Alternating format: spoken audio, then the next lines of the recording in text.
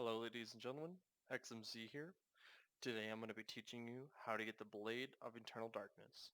Now for those that obviously, know what this is and are just watching this guide and learning how to do the boss fight for Princess, then you can go ahead and skip ahead, just click down below in the description. For those that are just wondering how to get there, I'm going to go ahead and show you the path now on how to get there. Now, I will say something that will help you make your time more efficient for doing these runs to obtain the Blade of Eternal Darkness instead of wandering around aimlessly trying to figure out how to get to Princess. I highly recommend looking up how to get the Scepter as Celebras. I'll also link that below if I can find a video. What this does is it creates a portal, teleporting group members that use it to Earthsong Falls and Inner Maradon. Highly recommend getting it, as it, like I said, it will save you lots of time, lots and lots and lots of time. Now, when we get up here, I will quickly, actually no, I'll just open up my talents now, just to show you guys, um, as preferably this as a mage, simply because having blink and or getting uh, a speed increasement on your boots is definitely highly recommended, simply for the fact that you want to create distance between you and Princess. So highly recommend doing that. Anyways, here are my talents. As you can see right here, arcane talents, fire talents, and then frost. Frost doesn't really matter, only arcane and fire. So we're going to continue heading to her. Little tidbit note, you can go right here, just like wander right on through between these two giant golems, so you'd have no problem. You could probably do the same with these ones, but I mean, it's just better to go off to the side to, save as much time as possible when doing this run, and then run along the edge here. So once you get up to these two golems, or behemoths, giants, whatever you want to call them, I'd say just blink right about here.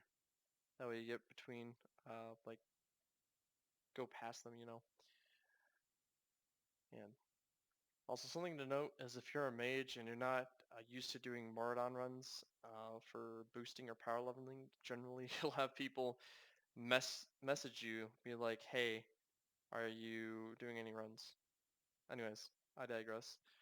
Um, So usually I'd start it off by using combustion, but I already used it in the beginning, but you guys didn't see. Then I would start it off with a power blast. Once the power blast is done, I would then start it off with a scorch and another scorch if possible. Once other scorch is applied, I will fire blast and run on my side. Doing that and then blinking away will create distance between me and the princess. You want to create as much distance as possible, as she will throw slash hurdle boulders at you that will do damage to you, and a significant amount of damage at that, and also stun you for 1 second, giving her time to catch up to you. You do not want this to happen, as you want to keep as much distance as possible between you and her, for the simple reasoning being that she does so much damage. So cutting her around in this nice little loop here and preventing her, like by going right behind these rocks, this rock and that rock, can prevent her from throwing her boulders. But that means you have to make sure, like right there, she couldn't throw a rock at me. So I had more than enough. So right here, I would take my time, throw a little scorch on her, blink away. Uh, then once she gets maybe closer to me and I have some time, mainly when this blink is like on 3 seconds, I'll throw another scorch on her, fire blaster, and just keep the distance. So we're doing that again, blink away. So you want to keep as much distance as possible. She might get this one off. Oh, she did not. Um, so let's see here. Could continue to do the process. Uh, just blinking away, scorching her, fire blasting her. It's mainly I've been seeing people, some people in particular, just only solely fire blast her the entire fight, which that's nothing wrong with that. It just seems that it takes a little bit longer. I know with after using the combustible or the combustion, not combustible, my bad, my apologies. Um, I've seen people do the fight between 5 to 6 minutes, and it is possible to do it within a less amount of time, having better gear that and just knowing that how to save mana. So another thing being that you want to have mage armor and of course arcane intellect, and dampen magic isn't really necessarily needed, but for in my case I usually like to have it simply for the fact that there's a lot of people outside that like to kill you if you do happen to not have an alt account. So right here I'm keeping distance, coming around the rock. If she gets close enough, she does have an AoE ability. As you can see there, I blinked away out of the stun, but she still managed to hit me for 406 damage.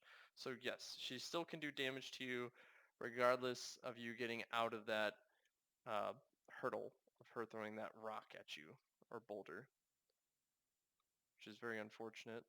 So if she does happen to get close to you, like right now she is, I'm just going to blink away. Uh, there, she goes, she's about to say, once she starts doing her AoE ability, I would go ahead and take advantage of it and started just throwing up a bunch of scorches and fire blast on her. Unfortunately, I wasn't paying attention there, as you could see. So definitely be on the lookout for that, because, like I said, you want to create as much distance between you and her as possible, but at the exact same time also managing to kill her as fast as possible too.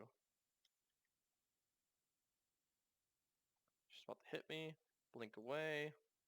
Oh, she's doing her AoE ability. So generally she does this when you get too close to her, which is a good thing because you can take the time, throw a couple of these on her, and then by the time she's like trying to come to you, and if she's low as she is right now, she'll start walking, which means she's starting to basically give up and give like the effect like, oh, she can't do it no more, she can't go on. So boom, she's dead. We'll see what we get for loot. Nothing too good. But anyways, even though it's just rinsing, repeating, just like using the exact same stuff over and over again, if you do happen to get yourself in a sticky situation, oops, my bad, sticky situation, you can get these limited invulnerability potions, which makes you immune to physical attacks for the next 6 seconds.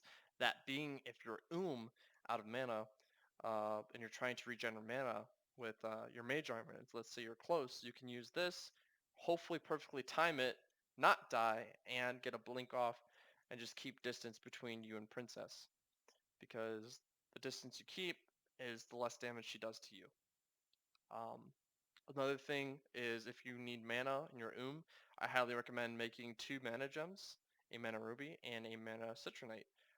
Um, Simply because, if you're it's like a pretty good way to get mana without having to spend money on the auction house, because these invulnerability potions cost anywhere from 1 gold to 3 gold a piece. Excuse me. And I highly do not recommend buying them unless you are struggling, absolutely struggling with the runs. But other than that, I hope you guys enjoyed this video, and be sure to tune in next time. Goodbye.